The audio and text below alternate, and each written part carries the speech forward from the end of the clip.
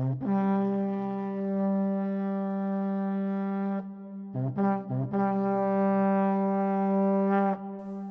un mundo donde la línea entre lo real y lo desconocido se desdibuja, existe un impulso incontrolable que nos lleva más allá de los límites de nuestra comprensión.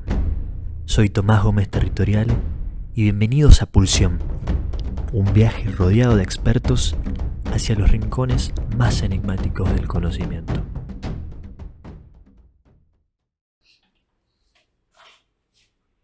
Bueno, empezamos. Comencemos. Primer programa de este espacio que llamamos Pulsión. Viste, te comenté.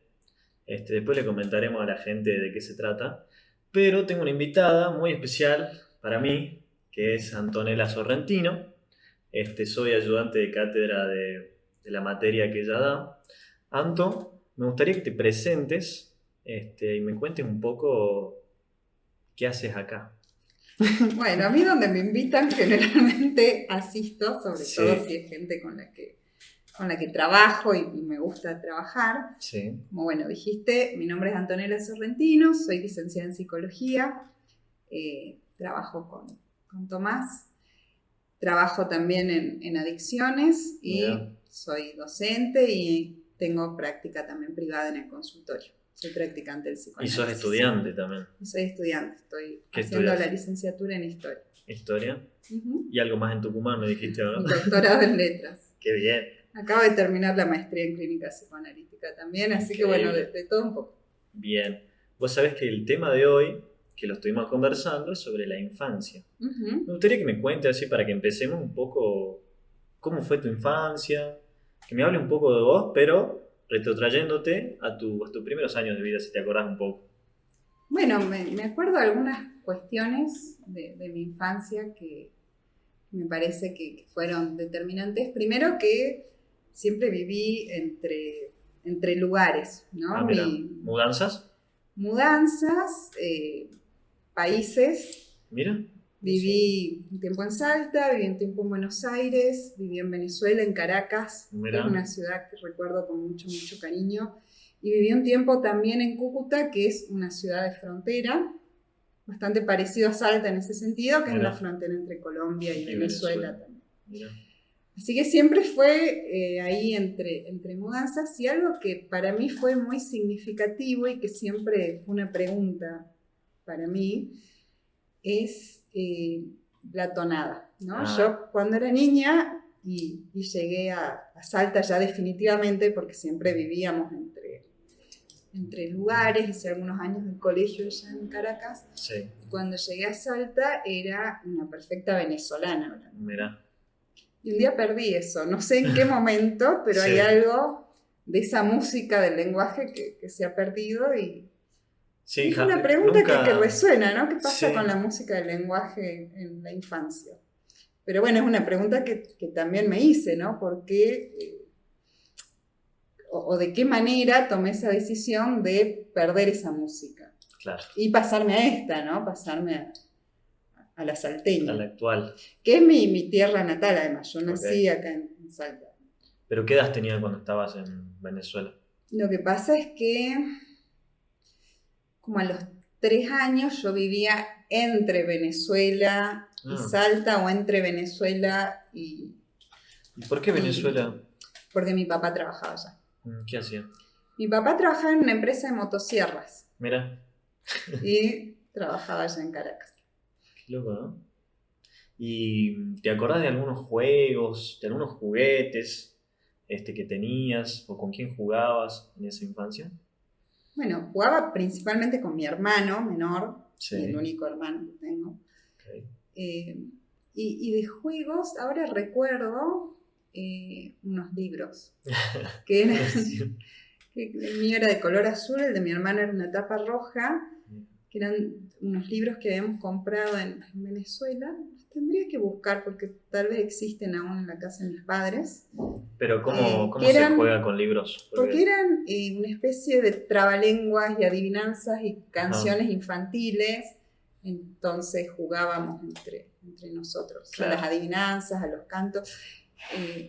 No era no era, por así decirlo, una narración o una historia ni un cuento, sino que eran pequeñas páginas ilustradas, porque era un libro pequeño, donde habían juegos de lenguaje, ¿no? Yo siempre digo en clases que cuando uno tiene un consultorio y quiere atender niños, uno muchas veces se confunde y pone juguetes, creyendo que los niños juegan con juguetes, y sí, tal vez es el soporte, pero en realidad los niños juegan con el lenguaje todo el tiempo. El juguete puede ser el soporte de eso, pero el juego en realidad está con el lenguaje. Y ahora recuerdo esos libros que eran una especie de canciones o refranes o chistes, y leía eso con mi hermano. A veces yo le leía a él porque él era chico todavía y no sabía leer.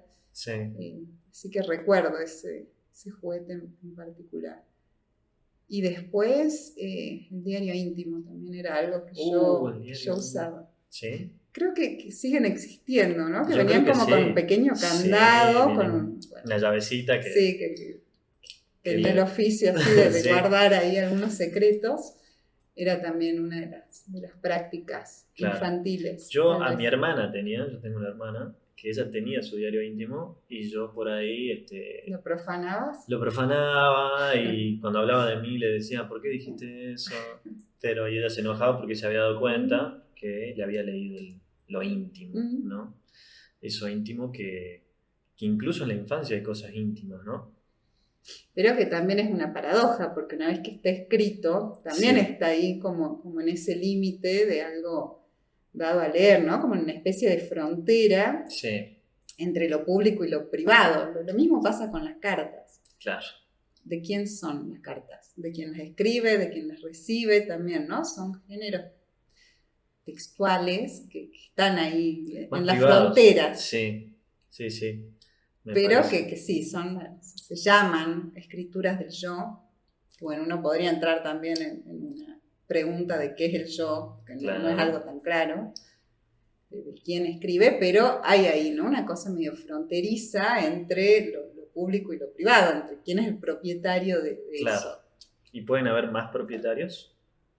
¿Y de las cartas? Sí. No. Pensemos que ahora probablemente muchos de nosotros tenemos un libro de epistolario en casa, ya sea los de Freud o en el caso de quienes estamos en el psicoanálisis. Claro. Pero también hay cartas de escritores, hay novelas también construidas a partir de cartas que también generan como esa ilusión de lo verosímil, ¿no? Pero que son ficcionales. Claro, me acuerdo de, por ejemplo, Drácula, de Bram Stoker, está escrita de forma epistolar. Exacto. Son todas cartas, ¿no? Es una novela epistolar. Claro. Y es una práctica común en la infancia también. Sí.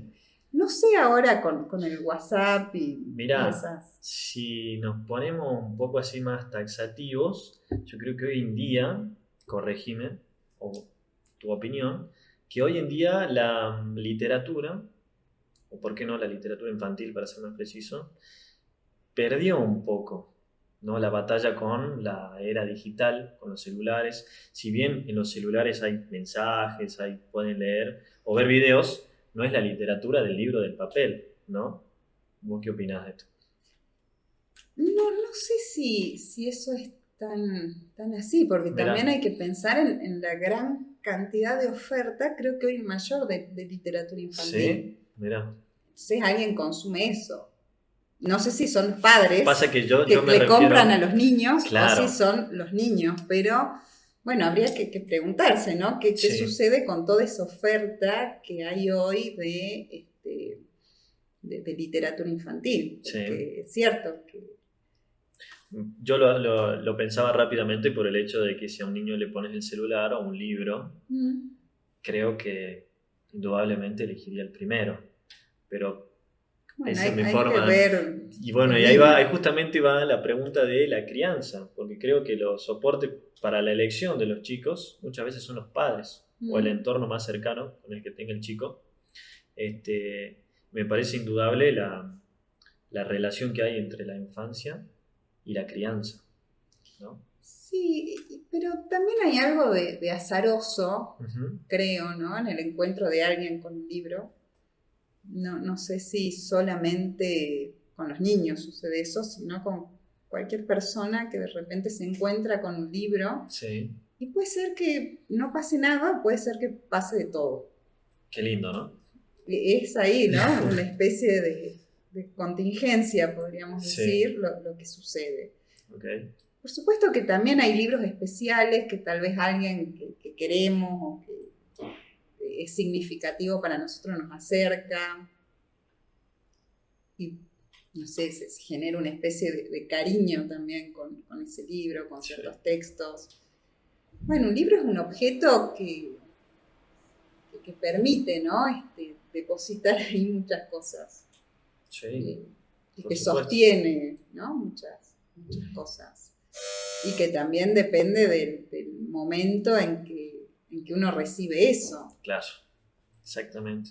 ¿Y qué importancia tiene para vos la lectura o la literatura infantil dentro Ujú. de la educación o aprendizaje de los niños? Bueno, unos meses estuve en un taller que me pareció muy interesante sobre los libros álbum. ¿Álbum? Sí, que son libros infantiles que tienen un texto, pero que la imagen no es algo representativo del Ujú. texto. Sí, O sea, no es un auxiliar del texto, sino que también ofrece la posibilidad de leer esa imagen. mira, Eh, donde la imagen tal vez cuenta otras cosas distintas al texto. eh, y creo que es una opción muy linda en un momento donde tenemos que aprender a leer imágenes, ¿no? mira. Donde no solamente Leer uno imagen. lee el texto, sino Sí, que uno aprende a leer ciertas imágenes. eh, en un contexto digital donde todo el tiempo, ¿no? Aparece la imagen como modo de comunicación. sí, Bueno, también un ejercicio ahí. Y bueno, hay libros que realmente son preciosos, ¿no? Libros, álbumes que son muy mira, lindos, como los de Anthony Brown, por ejemplo. ok. Hay un libro de Anthony Brown que me gusta mucho, que se lo regalé a mis hijas. A veces hay libros que me gustan mucho a Sí, mí, se los regalo a ellas, pero tal vez es la forma que encontré de tenerlos a mano en la biblioteca de casa, claro, que se llama Cambios, ¿no? Donde uno comienza leyendo el libro y la imagen te muestra que algo está cambiando dentro de la casa, ¿no? Que uno no entiende muy bien qué, hay algo. hay Se está algo, gestando algo ahí. exacto. Y lo que se está gestando justamente es una hermanita. Ah, mira qué Entonces, al interesante. final, ¿no? Lo que sucedía, que el niño percibía, el niño protagonista de la historia, Sí. ciertos cambios en Claro, el pero es hogar. de su propia visión, así que capaz inocente, ¿no? Por ejemplo, uno iba viendo cómo avanzaba la historia y aparecía el niño en un sillón, pero en la siguiente ilustración ese sillón había tomado la forma de un animal, ¿no? Y no Ah, se entendía muy bien por qué eso sucede. sí, Hasta que al final del libro uno ve que llega claro, llega a la la conclusión. hermanita Sí, a la vida de ese niño, ¿no? claro, Entonces son textos que enseñan a leer tanto, digamos, en eso que se llama el aprendizaje de la lectura, de la relación entre una letra y un sonido, ujú, pero también a leer las imágenes, ¿no? Más allá del texto. claro, Porque generalmente antes, o al menos cuando yo era niña, recuerdo los libros que leía, donde la gran mayoría, la ilustración era como el soporte o el claro, auxiliar más que el soporte sí, del texto, ¿no? Donde, bueno, era una especie de ilustración. Pero los libros álbum muestran la importancia de estas claro, dos hacen cuestiones. foco o figura en la imagen Uh-huh. por sobre la palabra.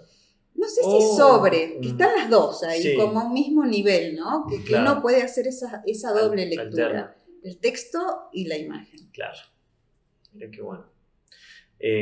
Hablando, me hiciste acordar que cuando dijiste que el niño, contando la historia, cambia el sillón, se me vino a la cabeza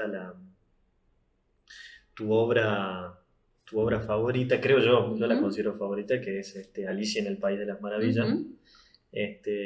Yo no entiendo, porque no te lo pregunté nunca, ¿por qué es tu obra favorita?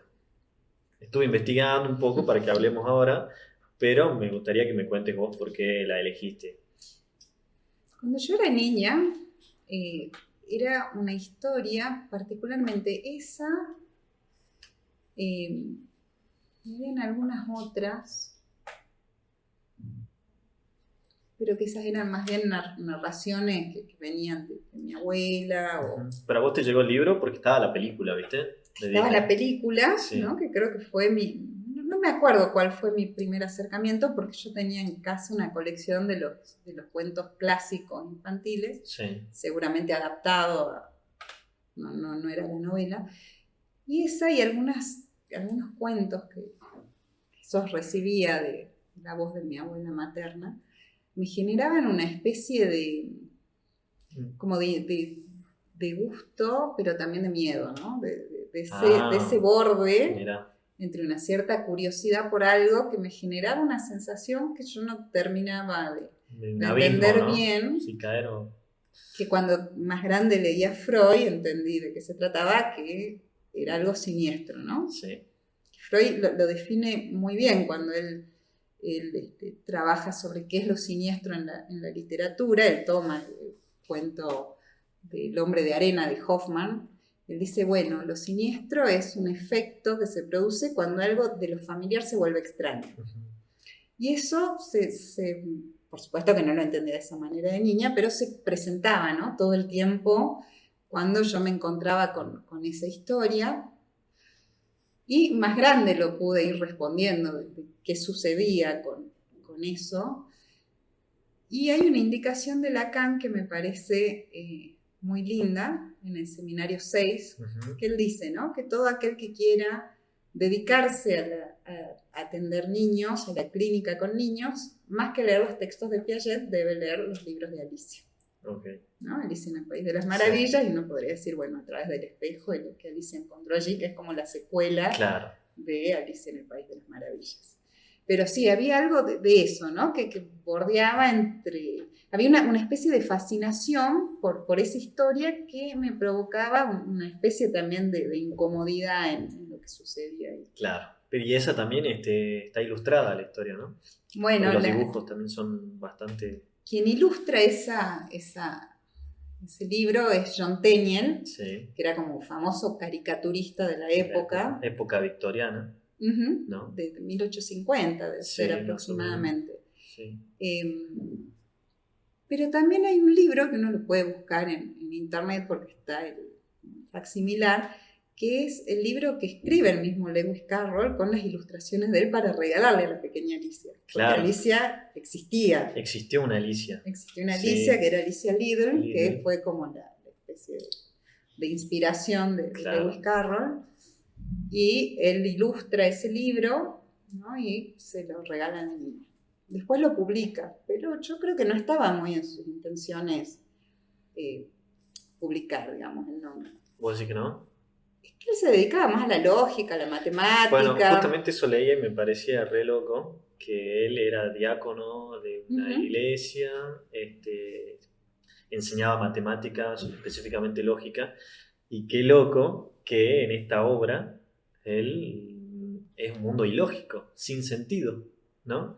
Como algo que se escondía dentro de él, aparece en esta obra, esta magnífica obra, y justamente él hace el paralelismo, ¿no? Entre un mundo cotidiano y cómo en ese país de las maravillas suceden cosas totalmente sin sentido, y escrita por un matemático lógico.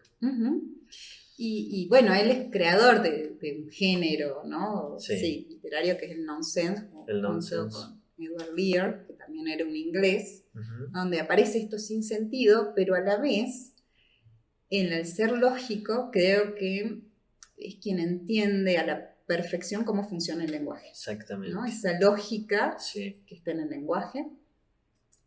Y eso aparece todo el tiempo en la obra. Muchas veces hay ciertas cosas o juegos de palabras o rimas que se pierden en la traducción.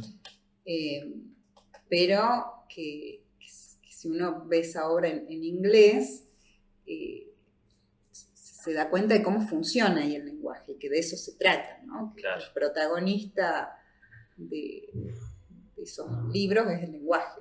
Exactamente. Tal vez quien pueda mostrarnos algo de esto en un contexto más próximo a nosotros fue María Elena Walsh. Sí. ¿No? Que sería la Lewis Carroll argentina. Argentina. Sí. Como ella trae ese género al argentino, ¿no? Sí.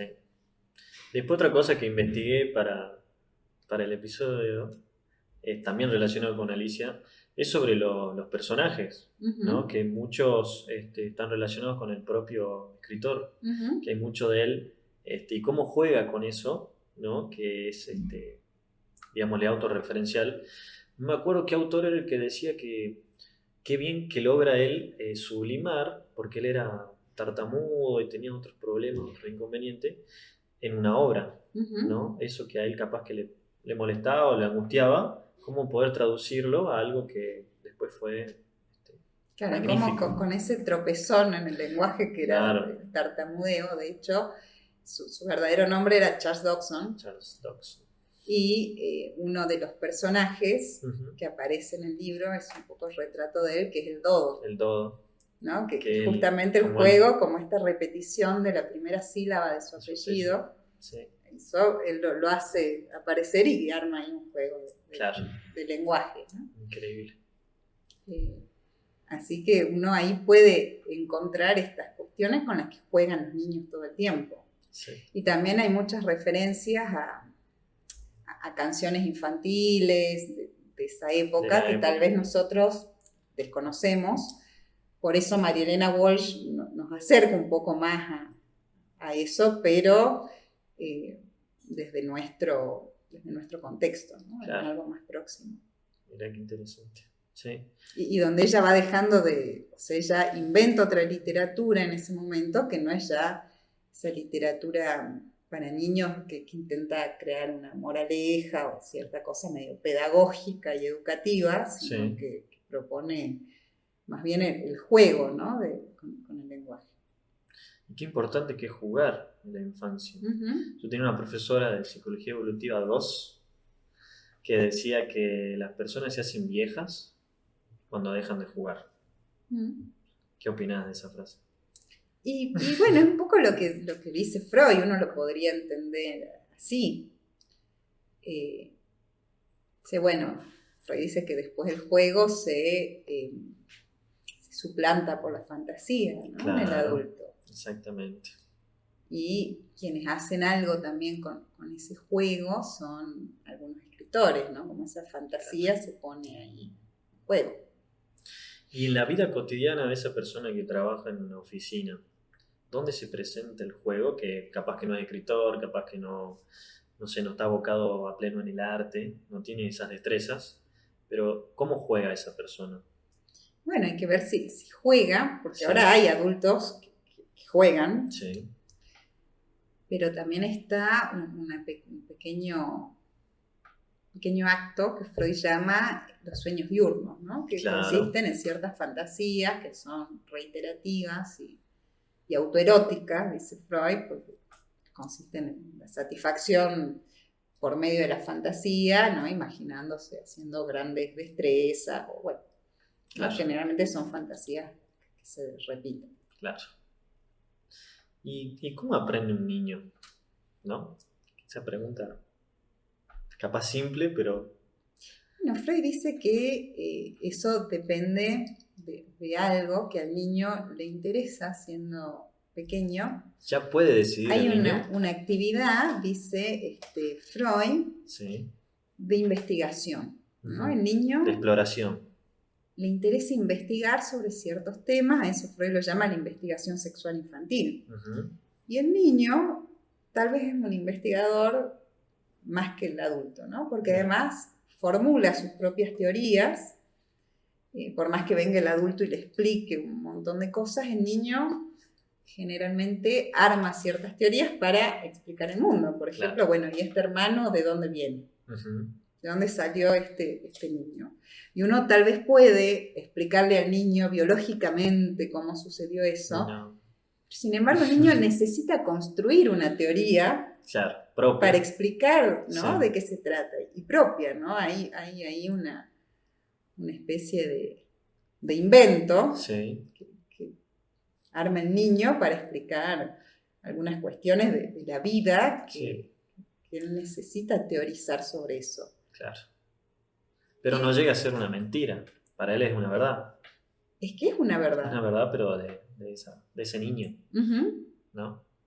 Y Freud muestra cómo todas las teorías sexuales infantiles, después en la vida adulta, se relacionan, no es algo tan descabellado. Así que bueno, el niño siempre es un pequeño investigador y siempre tiene cierto interés.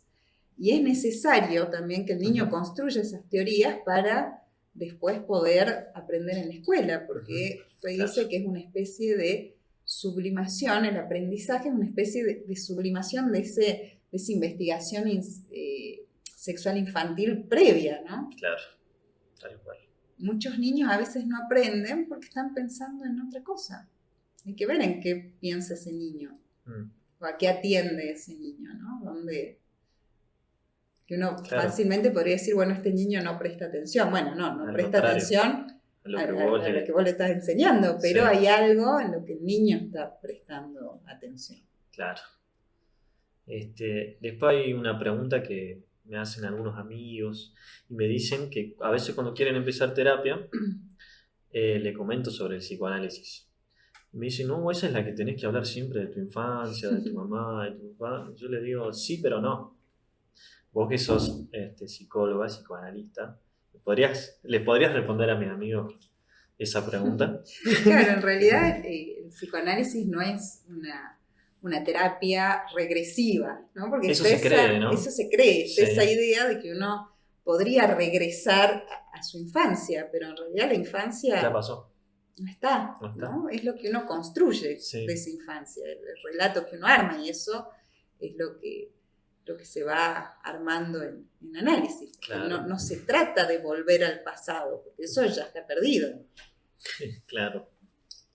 Sino se trata de traer el pasado al presente y trabajar el pasado en el presente.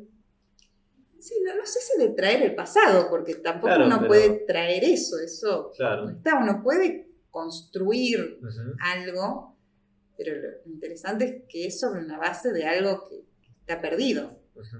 Claro. Que ya no está, ¿no? Cómo uno va armando y construyendo eso, porque el psicoanálisis lo que nos enseña, y por eso tal vez es que Lacan dice, bueno, no Piaget, sino Lewis Carroll, claro, es que la infancia no es una etapa evolutiva, una edad evolutiva donde uno podría regresar y adelantarse, claro, o sucesiva, porque eso implica una idea de tiempo, que no es el tiempo del psicoanálisis, sino que más bien la infancia es un lugar de lenguaje. Claro, exactamente. Por eso tal vez Lacan manda leer esos libros, ¿no? Claro. Después se me ocurría otra pregunta relacionada con que si la infancia, ¿qué tan importante es la infancia, ¿no? Para el adulto? Refiriendo a la misma persona, ¿no? Muchas personas dicen que en la infancia se escriben las primeras historias que después se continúan, ¿no? A medida que pasa el tiempo. ¿Eso es verdad? ¿Eso es mentira? Eso sea una preocupación del adulto, sí, ¿no? Por supuesto que hay cosas fundamentales que se tejen en la infancia, sí, pero también tal vez estamos en una época donde hay una cierta idealización de la infancia que bien entendamos que es una categoría moderna. Antes la idea de niño no existía, eran como pequeños hombrecitos, sí, ¿no? O pequeñas mujercitas, y no existía toda esa categoría infantil, ni toda la oferta también, ¿no? Que se encuentra hoy en los niños, porque de repente el mercado se dio cuenta que los mejores consumidores eran los niños, entonces aparece una diversidad de ofertas, pero antes eso no existía. Hay que pensar esa categoría, cómo se va construyendo y por qué. Claro. ¿Y vos de niña pensás que pudiste ahora actualmente ser la adulta que querías ser? ¿Tenías idea que ibas a llegar acá? La verdad que no sé cómo me imaginaba de adulta. No sé si me ¿No se imaginaba te pasaba adulta el yo quería tampoco. ser astronauta? Yo quiero ser... Viste que los chicos... Sí, tienen así como Sí, ciertas metas, ciertos claro, ideales, ideales. pero no lo recuerdo con tanta claridad. Ujú. Tal vez la pregunta a veces es la Al inversa, revés, ¿no? ¿no? Que uno dice de adulto, bueno, habré sido el niño que quería ser, y bueno, eso uno también lo inventa un poco, de Sí, si fue ese niño o no, o qué fue para el deseo de los padres. claro. No sé si de niña tenía muy No te clara acordás mucho. esa, qué quería ser de adulta o cómo me imaginaba. No sé si me Claro. imaginaba adulta. ¿En qué momento de tu vida estabas? Todavía sigo en la infancia. Y No. sí, hay que seguir jugando. Hay que seguir jugando, Claro. claro. Y sí. Sí, Pero ¿y no. con qué jugás ahora? ¿Cuáles son? ¿Siguen siendo los libros? Sí, Sí. creo que son un juguete importante. Y a veces juego con mis hijas, a veces estoy obligada también Claro. ¿Y ahora a cómo es como jugar. madre? Y uno se presta, ¿no? Un poco al ¿Sí? niño, que es también lo que hace en el consultorio. Uno también se presta para que el niño juegue ahí, invente, ¿no? Ciertas ficciones, por ejemplo. Claro. Uno se consciente a eso tiene que hacerlo, tanto como madre muchas veces, como también el trabajo que uno hace en el consultorio, ¿no? Claro. Prestarse como soporte del juego de ese niño que viene, pero sabiendo que es un juego que está sostenido por el lenguaje. Exactamente. No es cualquier juego, ni uno interpreta simbólicamente, bueno, si juega esto significa tal cosa, sino que no es un poco el soporte de eso. Así que ¿Y uno pone a qué juegan tus hijas? ¿Cómo se llaman y a qué juegan? y a veces juegan a la tortura y peinarme, ¿no? De Ah, pelo, claro. juegan a eso. Una se llama Cayetana. Y la otra Honoria. ¿O no? ¿Quién es más grande? Cayetana Cayetana. es la mayor. O con muñecas, Sí, a veces juegan entre ellas, entonces siento mamá, y ¿qué? Grito. Y dicen, no, estamos jugando entre nosotras, que una es la mamá y otra es claro. la hija. Y a veces también, ¿no? Juegos de mesa, algunas Sí. cuestiones Mira, regladas, no sé, el dominó, la memoria, claro. esos juegos. Interesante. Dibujar también. Pero ¿y cómo es siendo psicóloga, ¿no? Tener hijos? Porque uno un poco la teoría la tiene presente y decir, si hago esto, si hago lo otro. No, ¿No te bueno, uno condiciona? se tiene que olvidar un poco de eso porque si Sí, no... es imposible tener Sí. hijos, ¿no? Ujú. Y para ellos sería imposible tener esa madre, supongo también, ¿no? Que está ahí Claro, tan presente y teórica. tal cual. ¿Hay alguna pregunta de la infancia que vos quieras hacerme a mí? Bueno, ¿cómo era tu infancia? Ya que Mi estamos infancia, yo también no fui tan internacional como vos, pero sí oscilé entre Tucumán y Salta. Ujú. Yo nací en Tucumán, hasta los 4 o 5 años estuve ahí. No me acuerdo de nada. Amnesia infantil. Bueno, pero está la versión de Está tus la padres. que me contaron, ¿viste? Pero está ahí. Sí, yo les creo, no me queda historia. otra. Mm. Que jugaba con las pavas, cargaba agua, cuestiones así que hoy en día no me reconozco, pero bueno, hay fotos, Ujú. entonces ahí ya les creo. Y después ya un poco más grande, un poco con más de conciencia, sí, la bicicleta, sí, la pelota, no podía faltar la pelota, también los videojuegos, ¿no? Mi pregunta es, ¿hasta dónde termina la infancia y empieza la adolescencia o la pubertad? Porque yo creo que ese periodo uno ya empieza a tener vergüenza, empieza a esconderse, y a agrandar más esto de lo íntimo y lo privado. Mm. Entonces, hay mucho de eso que sí me acuerdo, pero prefiero tenerlo en privado, ¿no? Y Como tengo el una diario de tu hermana, hermana. como el diario de mi hermana, que es mi hermana melliza, Ajá. Sí, así que, bueno, mi infancia siempre fue al lado de ella, hasta el día de hoy. Así que le mando un saludo a la ASU. Y bueno, y siempre con amigos, me parece muy importante el grupo con el que ese niño, ¿no?, se relaciona, porque también aprende de otros puntos de vista, de otras percepciones, ¿no?, desde un otro, cómo es esa etapa, ¿no?, en ese momento, porque sí he visto chicos que no tienen el contacto en su infancia con otros chicos y ya desde muy pequeños utilizan un lenguaje bastante como avanzado, qué sé yo, por relacionarse con sus abuelos. Entonces Ujú. tienen expresiones como, ay Dios mío, por ejemplo acá en Salta, ¿no? Todo relacionado con el catolicismo, pero, pero eso. Después otra cuestión que la noto muy hoy en día es el tema del acento de los chicos, que está bastante neutralizado, ¿no?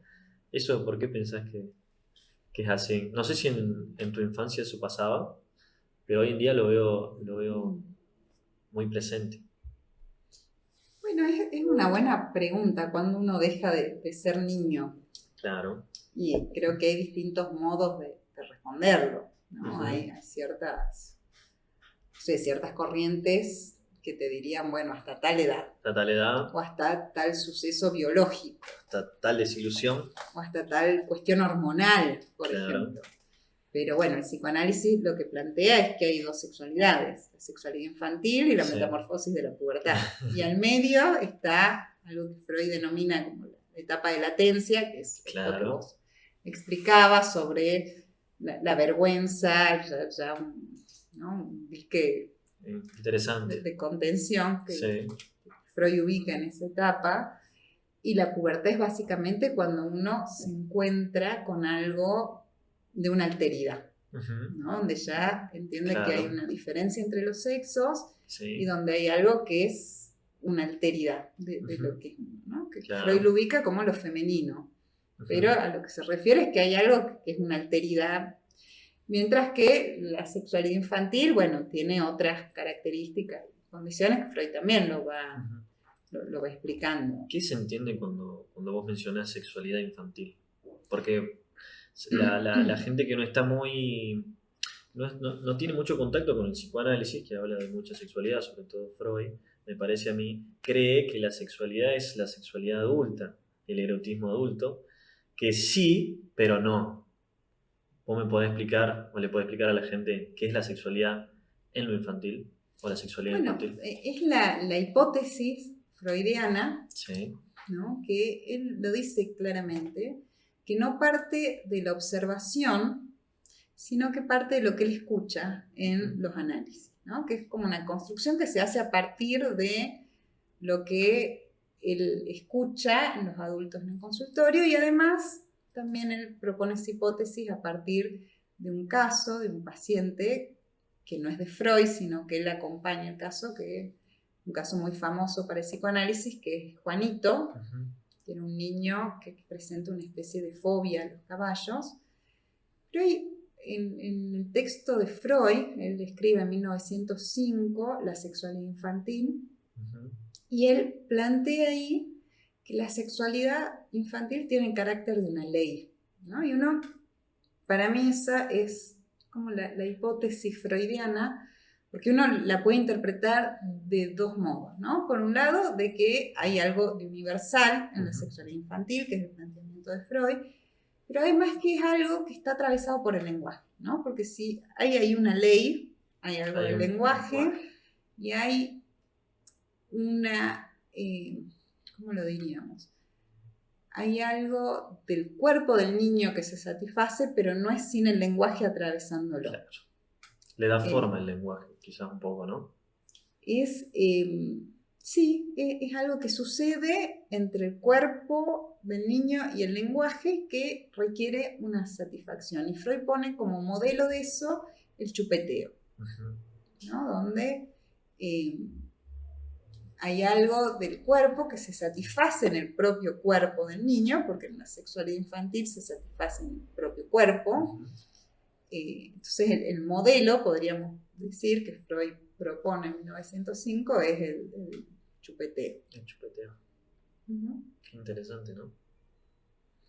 Y bueno, ahora para ir terminando, Anto, que me parece que estuvo muy bueno, me gustaría preguntarte, bueno, en realidad me gustaría que me recomiendes a mí y a la gente algún libro para leer. Ujú. ¿Qué libro podrías traer en esta mesa? Bueno, supongo que los libros de Alicia siempre Siempre. los recomiendo. Sí. eh, ¿Y por qué? por una cuestión de gusto, Ok. ¿no? Porque es el libro que me gusta y del cual me gusta conversar, así que si hay lectores para conversar sobre eso, bienvenidos. Eh, Creo que es un libro que se puede leer a cualquier edad. Ok.